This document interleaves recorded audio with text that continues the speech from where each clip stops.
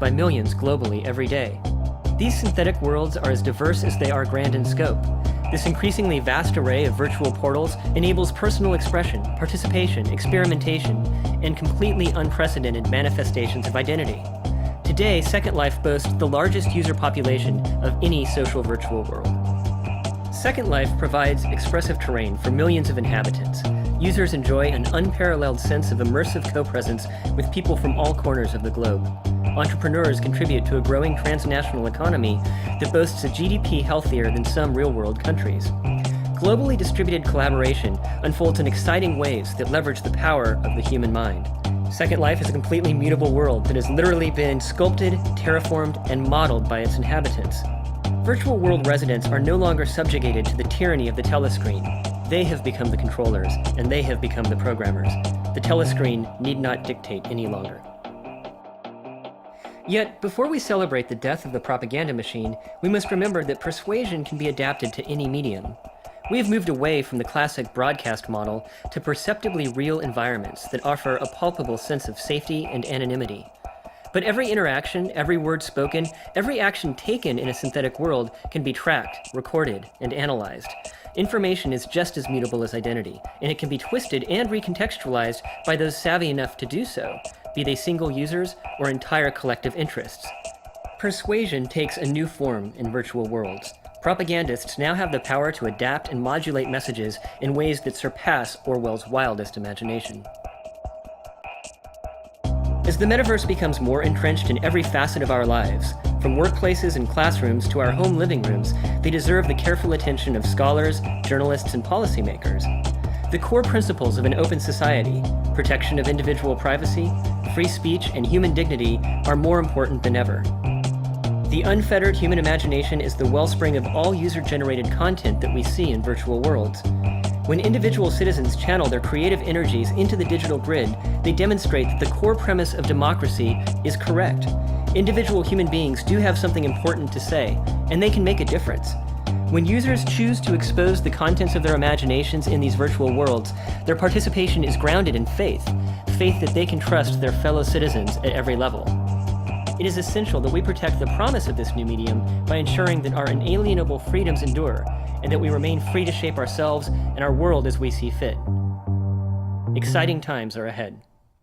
And now from the virtual to the real, I'd like to invite Dean Ernest Wilson, Dean of the USC Annenberg School, as well as his panelists, Alessandra Stanley, Josh Marshall, Charlene Hunter-Galt, and Michael Kops. And if I could ask the panelists to each sit on the chairs that have their name tents on them, and we can enjoy what I'm sure will be a stimulating panel.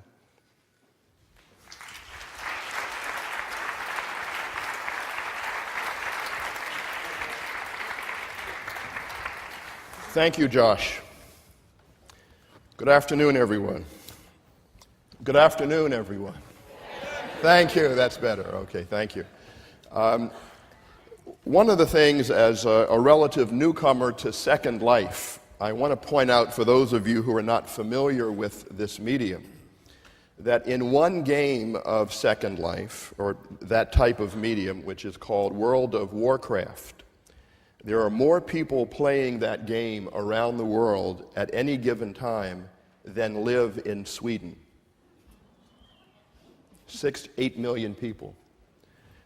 The gaming industry, of which this is one part, generates more income than first-run Hollywood films these days. So what we want to illustrate here is that this is a new medium that George Orwell, even in all of his prescience, did not understand. He didn't understand the global nature of it. He didn't understand that it could empower voices from beyond our shores. And he didn't understand that there could be a bottom-up aspect to all of these new technologies. And that's really what we want to talk about this afternoon with this wonderful panel that you see before you. As was said earlier, the purpose of this panel also is to go from reflection and analysis into action.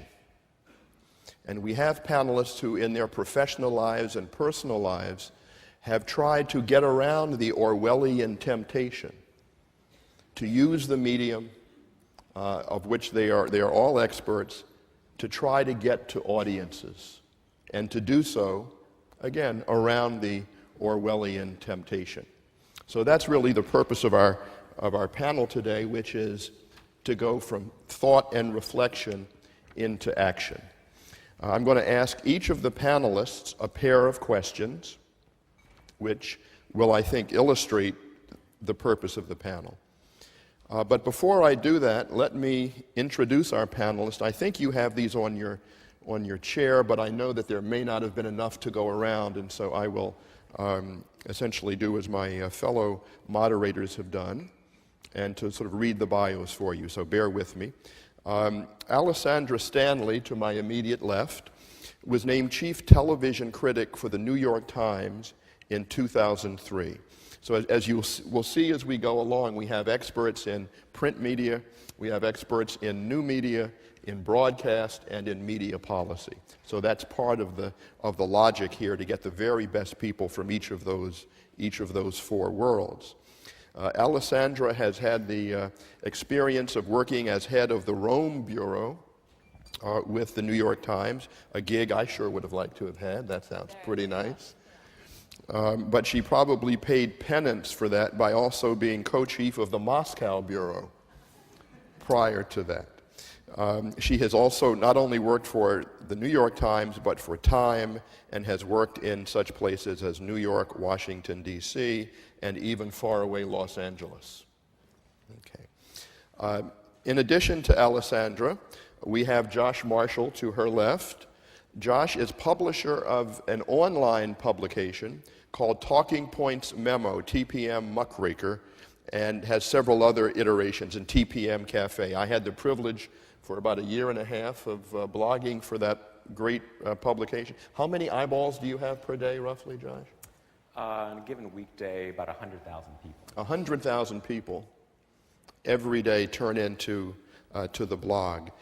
In his spare time, he also writes for traditional media like The Hill, and has written in the past for such publications as the Atlantic Monthly, the Boston Globe, the Financial Times, Foreign Affairs, etc. He is a graduate of Princeton and has a doctorate in American history from Brown University. Thirdly, I'm delighted to introduce to the left of Josh, Charlene Hunter-Gault, who is known to many of you through her career as a lead reporter for PBS, NPR, reporting in the United States, but also around the world, most recently in South Africa, where she has been reporting with CNN as the Johannesburg bureau chief. She was the chief national correspondent for the News Hour with Jim Lear for many, many years, and was well known in that capacity. She has won 2 Emmys, a Peabody for Excellence in Broadcast Journalism, and Journalist of the Year Award from the National Association of Black Journalists. Charlene has also written for The New Yorker and a myriad of other publications. Her newest book, from which she will draw, I know, some of her comments today, is New News Out of Africa.